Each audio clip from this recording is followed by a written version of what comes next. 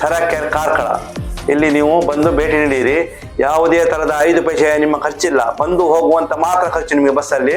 ಹಾಗೆ ಬಂದು ನಿಮ್ಮ ಕಾಯಿಲೆಯನ್ನು ಗುಣ ಮಾಡಿಕೊಳ್ಳಿರಿ.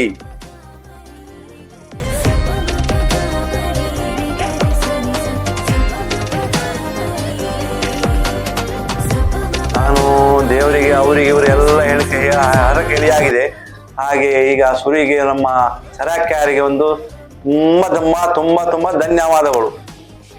ನಾವು ಕಾರ್ಕಳ ಸರಾಕೆರೆಯಿಂದ ಮಾತಾಡ್ತಿದ್ದೇವೆ. ನಮ್ಮ ಜೊತೆ ಉದಯಪ್ಪ ಇದ್ದಾರೆ, ಮುನಿಯಲ್ಲಿಂದ ಸರಾಕೆರೆಗೆ ಬರ್ತಾ ಇದ್ದಾರೆ.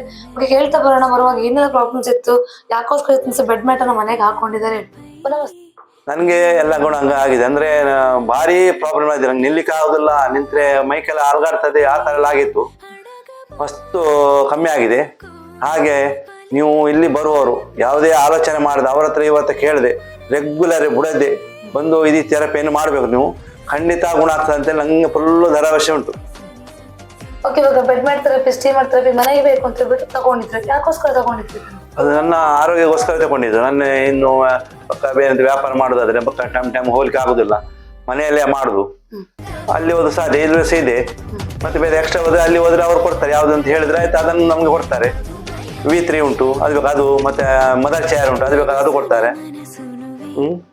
ಇವಾಗ ಮನೇಲಿ ಯಾರಿಗೆಲ್ಲ ಯೂಸ್ ಆಗ್ತದೆ ಥೆರಪಿ?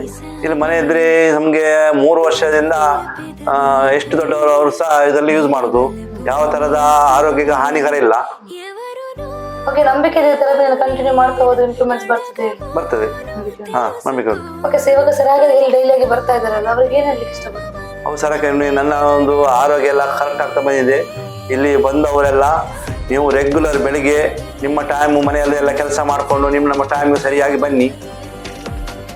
ಹಾಗೆ ನಿಮ್ಮ ಅಕ್ಕಪಕ್ಕದವರಿಗೆ ಸಹ ನಿಮ್ಮ ವಿಷಯ ಹೇಳಿ. ನಿಮ್ಗೆ ಎಲ್ಲ ಗುಣ ಆದ್ರೆ ನಾನು ಸುಮಾರು ಜನರಿಗೆ ಕರ್ಕೊಂಡು ಬಂದು. ಇವಾಗ ತುಂಬಾ ಜನ ಹೇಳ್ತಾರೆ, ಇದು ಥೆರಪಿ ಬಂದ್ಬಿಟ್ಟು ಹಣ ಇದ್ದವ್ರು ಮಾತ್ರ ತಗೊಳ್ತಾರೆ ಅಂತ ಹೇಳ್ಬಿಟ್ಟು ಹೇಳ್ತಾರೆ. ಅಂದ್ರೆ ಹಣ ಇದ್ದವರಿಗೆ ಮಾತ್ರ ತಗೊಳ್ಳಿಕ್ಕೆ ಸಾಧ್ಯತೆ ಅಂತ ಹೇಳ್ಬಿಟ್ಟು, ಅಥವಾ ನೀವು ಹಣ ಇದ್ದು ಬಿಟ್ಟು ತಗೊಂಡ್ರೆ ಅಥವಾ ಹೆಲ್ತ್ ಬೇಕು ಅಂತ ಹೇಳ್ಬಿಟ್ಟು ನೋಡಿ. ನಮ್ಗೆ ಹೆಲ್ತ್ ಬೇಕಾದ್ರೆ ಒಂದು ಡಾಕ್ಟರ್ ಹತ್ರ ಹೋಗೋದಕ್ಕೆ ಮಿನಿಮಮ್ ಈಗ ಚಾರ್ಜ್ 500.